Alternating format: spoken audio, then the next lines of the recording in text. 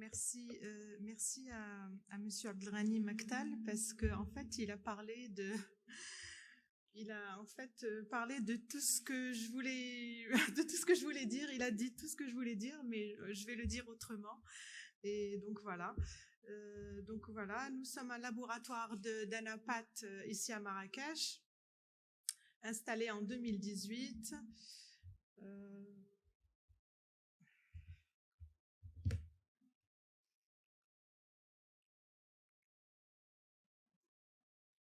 Voilà, donc c'est l'équipe du laboratoire Amena et comme disaient tout à l'heure nos amis, la qualité c'est une affaire d'équipe. Alors, donc tout d'abord, juste pour la petite histoire, Yani, pourquoi est-ce que je me suis intéressée à la qualité, Yani, sachant que je ne suis pas qualiticienne, je suis médecin Anapat. Donc j'ai eu des petites expériences ou là, des petites mésaventures quand on a ouvert le labo en 2018.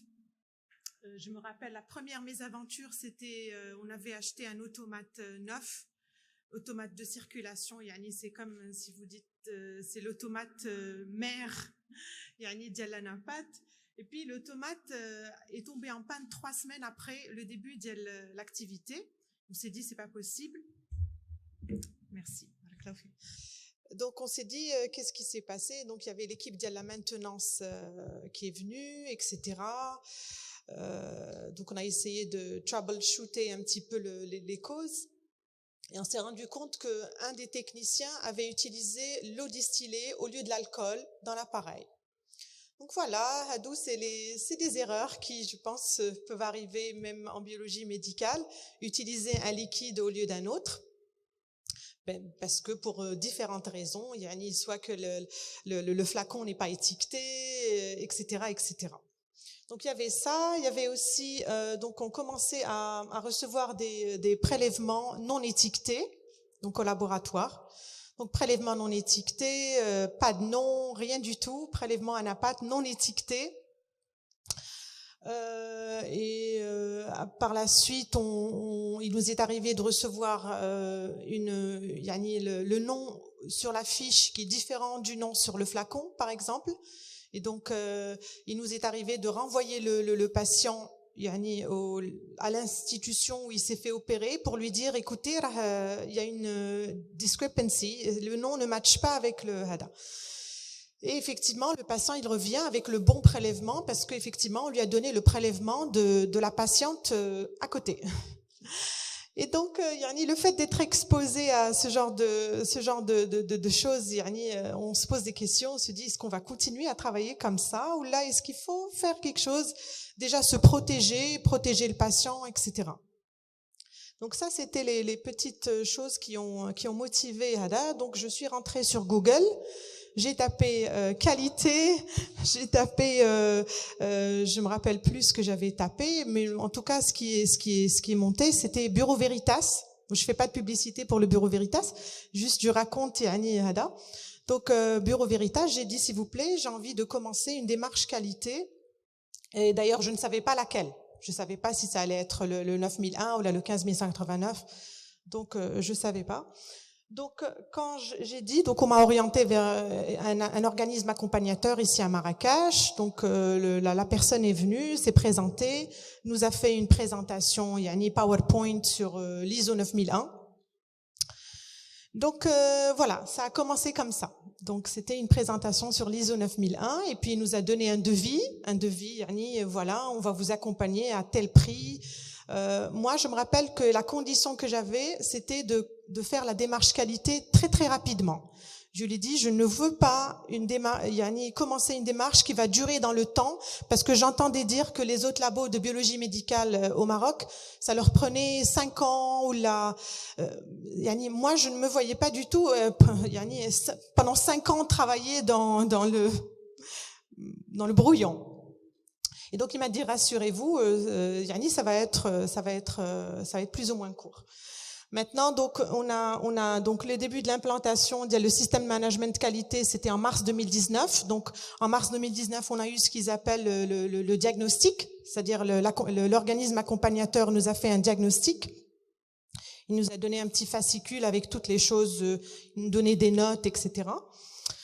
Donc par la suite, donc on a commencé nos démarches qualité. Par la suite, il y a eu le Covid. Donc on a eu une petite grande pause de presque une année. Et on s'est remis sur les rails et on a obtenu la certification en février, en avril 2022. Donc en avril 2022. Donc quand on a cherché, on a trouvé qu'on était le premier laboratoire anapat au Maroc à avoir l'ISO 9001. Quand je vois les labos de biologie médicale, il y en a beaucoup qui ont l'ISO 9001. Mais être le premier labo anapat à être ISO 9001, j'ai trouvé que c'était étrange. Pourquoi est-ce que les gens, les anapates, n'ont pas réfléchi à adopter cette démarche? C'est une démarche qui est volontaire, comme tout le monde sait. Elle coûte du temps, elle coûte un peu d'argent. Voilà. Mais ce n'est pas quelque chose d'impossible ou là qui coûte des sommes. Si on l'a fait, nous, avec nos moyens, c'est que tous les anapates peuvent le faire. Donc voilà, alors, voilà, ça c'est juste une petite c'est mon parcours. Donc en fait, quand j'étais à l'étranger, on faisait de la qualité sans savoir qu'on fait de la qualité. C'est-à-dire la qualité, elle était tellement dans nos pratiques que moi je ne savais rien du tout des normes parce que on avait un organisme, c'est l'équivalent de l'AFACAP en France, on avait le College of American Pathologists, on suivait tout ce que le College of American Pathologists disait sans être vraiment conscient qu'on faisait de la qualité alors qu'on faisait vraiment beaucoup de qualité. Donc c'était tellement dans les mœurs que c'était quelque chose, on a grandi avec. C'est comme un enfant qui grandit avec de bonnes habitudes. Donc voilà, on a tous les gens les résidents ou tout le personnel qui rejoint l'équipe, il fait la même chose, il continue à perpétuer la qualité. Et du coup, quand je suis rentrée au Maroc, et je me suis retrouvée avec donc les non-conformités, je me suis dit c'est pas possible, il va falloir que j'ai une structure, etc. Un cadre. Alors, excusez-moi. Voilà, donc Hada, c'est le plan. Le plan, on va essayer de toucher à tous les points rapidement. Donc, comme vous le savez, la pathologie ou l'anatomie et cytologie pathologique, elle est au centre c'est un carrefour de toutes les spécialités presque. Vous allez me dire la même chose pour la biologie médicale, mais bon, tout le monde est le carrefour. Alors, donc voilà, c'est indispensable dans la chaîne des soins. On pose des diagnostics à partir de prélèvements cellulaires et tissulaires, et on intervient également pour les éléments pronostiques et prédictifs de la réponse thérapeutique.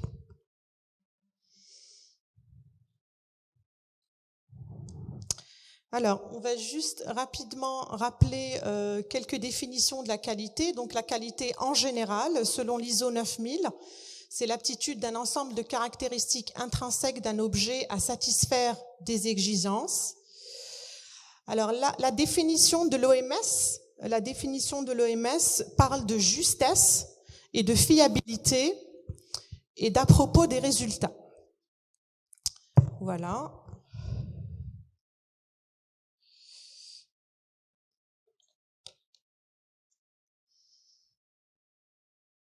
Alors, une petite perspective historique en ce qui concerne l'anapat.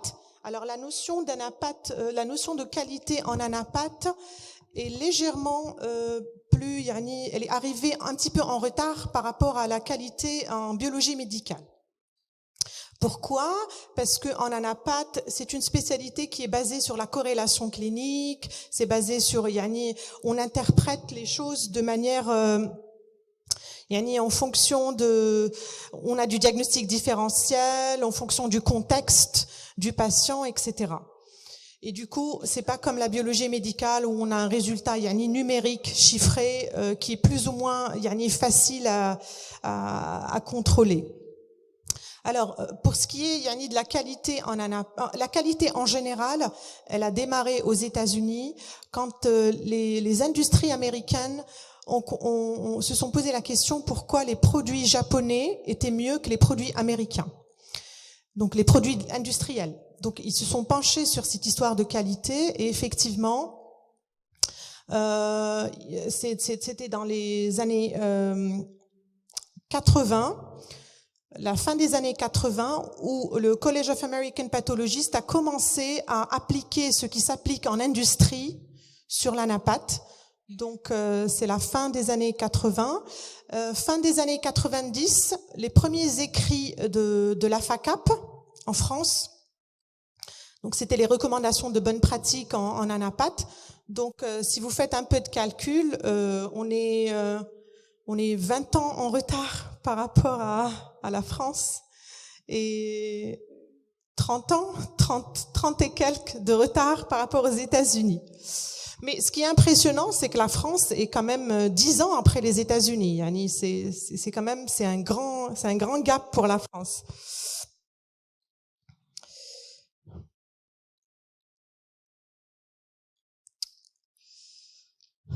Alors, c'est des définitions de la qualité en anapath. Donc, en anapath, la qualité, c'est l'information diagnostique ou le service qui répond aux exigences d'un grand nombre d'individus qui comprennent les patients, les cliniciens et les organismes de réglementation. Ou alors, selon Dr Nakhla, la qualité est représentée par la justesse dans le diagnostic, le caractère complet du compte-rendu et un délai de réponse qui est raisonnable. Alors, cette notion de justesse du diagnostic, Yani, alors la justesse, c'est le contraire de l'erreur. Yani, la justesse du diagnostic, c'est-à-dire c'est un diagnostic qui se rapproche le plus de la réalité.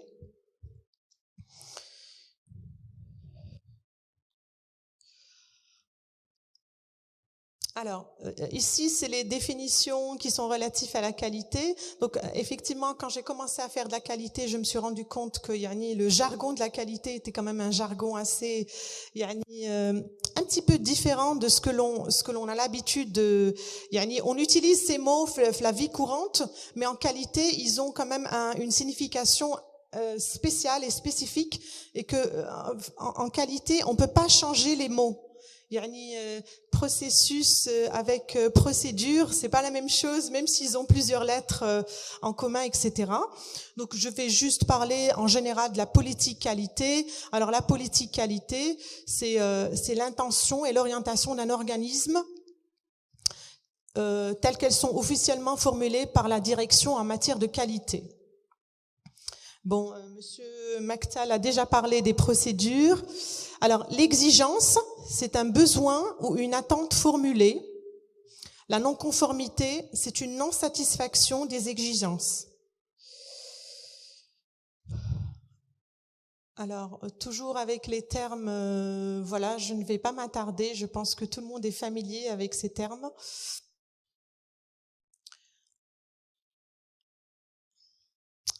Alors, donc, pour atteindre un niveau d'exactitude et de fiabilité haut, on a besoin de deux choses. Donc, nous avons besoin de processus et procédures documentés et détaillés. Et effectivement, on a besoin que ces processus soient exécutés de la meilleure façon possible. Et qu'est-ce qui nous permet d'établir ces processus et de les exécuter? C'est un système de management de qualité qui nous permet de faire ça. Maintenant, voilà.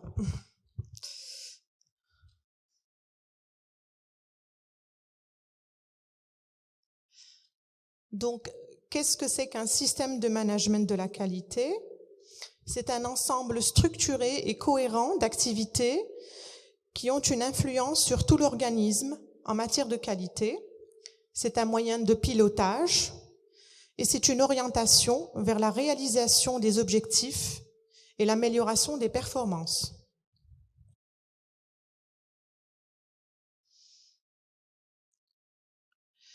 Alors, les principes, je pense qu'ils ont déjà été dits par Monsieur Maktal.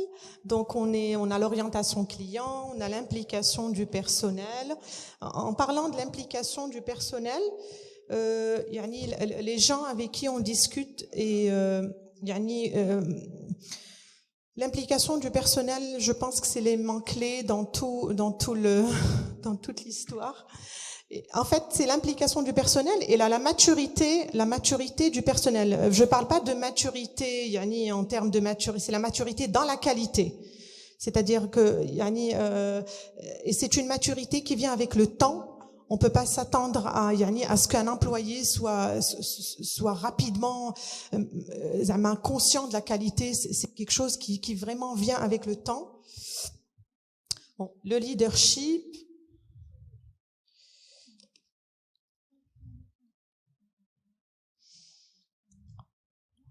Donc toujours avec les principes, donc c'est l'approche processus comme on a dit avant. L'amélioration, donc c'est l'amélioration continue et constante. La prise de décision fondée sur des preuves. Alors la prise de décision fondée sur des preuves, c'est ce qu'ils appellent ailleurs le evidence-based medicine, c'est-à-dire que on fait tout à partir de preuves ou à partir de données. On prend des décisions. Et le management des relations avec les parties intéressées, pertinentes, à savoir les prestataires, les médecins, les patients, etc.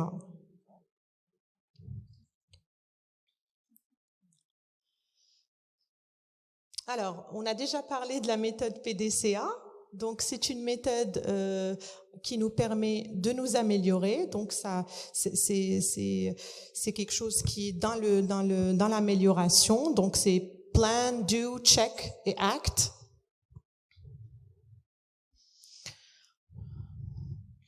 Alors, ici, on a le testing cycle qui est très connu. Donc, le testing cycle qui est commun aux laboratoires médicaux et également aux laboratoires analytiques, non médicaux. Ici, je voulais juste, comme a dit notre ami avant, donc on a le pré-analytique, analytique, post-analytique. Il y a une notion que personnellement je ne connaissais pas, c'est le pré-analytique et le post-analytique. Alors, le pré-analytique, c'est au niveau c'est-à-dire pour nous, par exemple, pour les anapathes, le pré-analytique, c'est le chirurgien. Donc, est-ce que le chirurgien va sélectionner l'examen? Est-ce que, par exemple, s'il veut faire, est-ce que la biopsie est le meilleur moyen d'obtenir du tissu, ou peut-être qu'il faut faire une cytologie, etc. Donc ça, c'est du pré-analytique. Et la même chose, le post-analytique, c'est l'action sur les résultats. Et en général, c'est les chirurgiens ou les oncologues pour le post-analytique.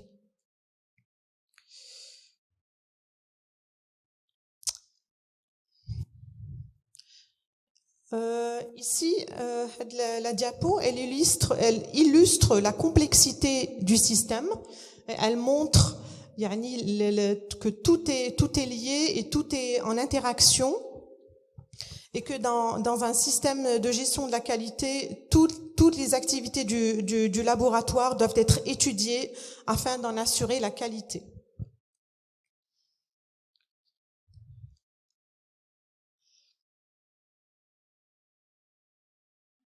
Alors,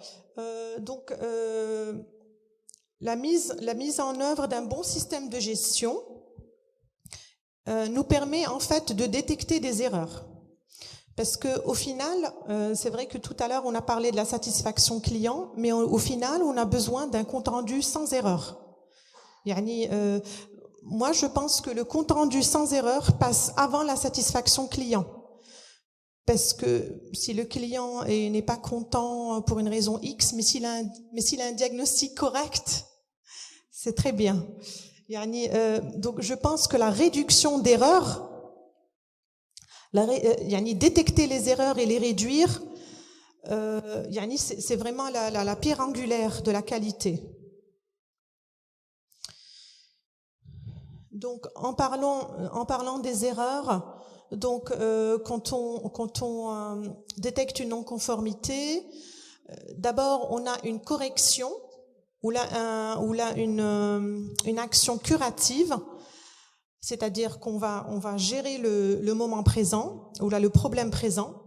Par la suite, on va faire des actions correctives, et ces actions correctives, en fait, ils vont empêcher que cette erreur se reproduise. Et une fois que ces actions correctives sont établies, on peut arriver à la maîtrise du risque.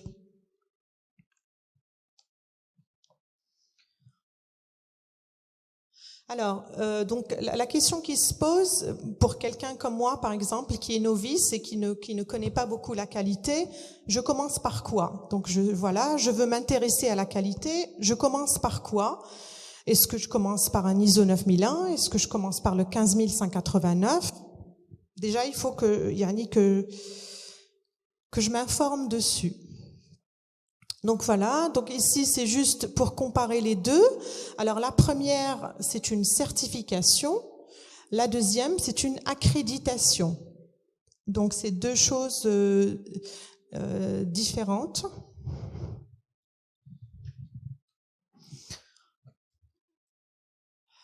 Alors la certification, elle est délivrée par une tierce partie sur un produit, sur un processus ou sur un système.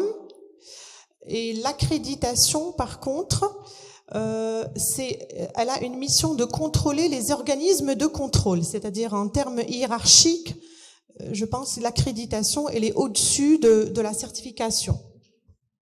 Docteur Fadili, s'il vous plaît, vous avez dépassé le temps. Oh là là, je sais pas. Merci. Okay. Je vais faire vite. Ok, donc voilà, donc ici c'est juste pour parler des exigences relatives au management et les exigences techniques de la 15189. Alors il faut savoir que les exigences relatives au management, elles sont les mêmes que pour l'ISO 9001. Donc la différence entre les deux, c'est les exigences techniques. Alors voilà, donc voilà, il y a un chevauchement entre les deux en termes des exigences de management. Voilà. Alors les normes ISO, donc ici on a mis excusez-moi, ici on a mis que les normes ISO étaient volontaires. Maintenant, en France, je sais que j'ai appris que l'ISO 15189 est devenu obligatoire pour les laboratoires de biologie. Donc dans certains pays, les normes ISO ne sont pas volontaires, elles sont obligatoires. Ici au Maroc, tout est volontaire, je pense.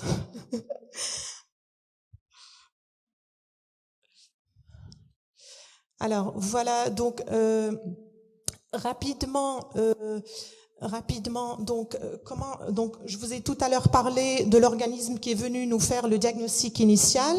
Donc on a eu le diagnostic initial. Après il y a eu une période de mise à niveau, avec quelques formations, on nous a orienté comment faire les documents, etc. Après on a eu un audit à blanc. Donc les trois étapes peuvent être faites en interne, si vous avez quelqu'un qui fait la qualité en interne, ou alors ils peuvent être sous-traités. Alors, ce qui se fait en externe, c'est l'audit initial de certification, et c'est ce qu'on a eu en avril. En avril 2022, on a eu l'audit initial de certification, on appelle ça le T0.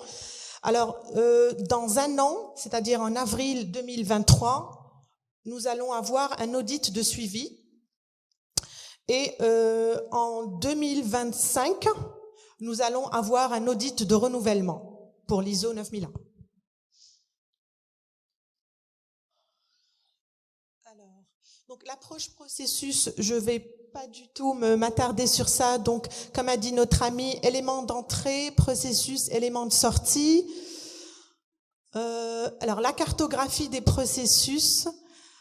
Donc ça, c'est la cartographie de notre laboratoire, la cartographie des... Vous me dites si je dois arrêter? Je dois arrêter? Ok. Alors, je vais passer très rapidement. Donc voilà, c'est les processus. Voilà, je voulais juste tout à l'heure, il y avait une question sur l'enquête de satisfaction. Comment est-ce qu'on va mesurer la satisfaction client? Bon, on a essayé avec des choses comme ça. Donc maintenant, le problème, c'est que les clients qui sont non satisfaits, ils partent, ils remplissent rien du tout. Donc en fait, c'est que les clients satisfaits qui remplissent la fiche. Donc voilà, on a aussi une enquête satisfaction prescripteur, c'est-à-dire avec nos cliniciens. Donc voilà, donc on fait des graphes pour mesurer, on mesure la satisfaction client. Ça, c'est notre fiche non-conformité en interne. Donc, on a une fiche non-conformité. Donc, quand on a un incident, l'incident va être reporté. Il va être analysé. Est-ce que c'est une non-conformité ou pas? Et par la suite, il y aura une correction immédiate et une action corrective par la suite. Alors, je vais passer vers tout ça. Donc ça, c'est les processus, c'est nos processus qu'on a mis, c'est nos processus propres au laboratoire. Il faut conclure, madame. Oui, c'est bon, je vais le faire. Voilà. Alors, voilà, c'est juste les take-home points. Donc, un laboratoire, c'est une petite entreprise, c'est un système qui est très complexe. Et donc, afin d'atteindre la qualité, tous ces aspects doivent fonctionner correctement. La qualité permet de mettre en évidence les erreurs afin de les réduire. Donc, un laboratoire qui est certifié ou accrédité ne veut pas dire que c'est un laboratoire qui n'a pas d'erreurs. C'est juste qu'il est conscient de ses erreurs. Et pour nous, commencer par une norme plus simple, on a trouvé que commencer par l'ISO 9001 était relativement simple. Et voilà, on passera à la 15189 très bientôt. Je remercie ma responsable qualité qui est ici et tout le reste de mon équipe. Voilà. Merci. Merci.